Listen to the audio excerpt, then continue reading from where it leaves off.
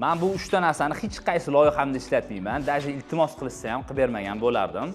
Nimagaligini sababini videoni oxirigacha ko'rsangiz bilib olasiz. Birinchisi bu PVH panel. Bir xil dekorativ panel deydi. Bu juda ham dishofga ko'rinadi. Искусственнийлigi shundoq bilinib turadi. Naturalniy materiallar bilan uyg'unlashib keta olmaydi. Ikkinchisi bu natijnoy patolog. Patolog ayniqsa glansiy bo'lsa, qora bo'lsa, uyga juda ham boshqacha effekt beradi. Umuman yoqimsiz hisoblanadi. Menga lishni yoqmaydi.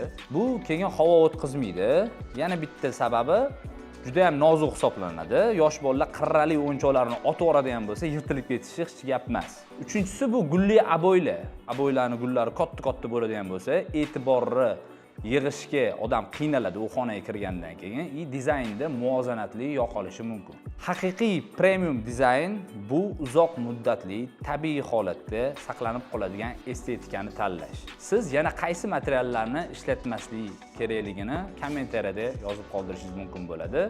Obuna bo'lishni unutmang.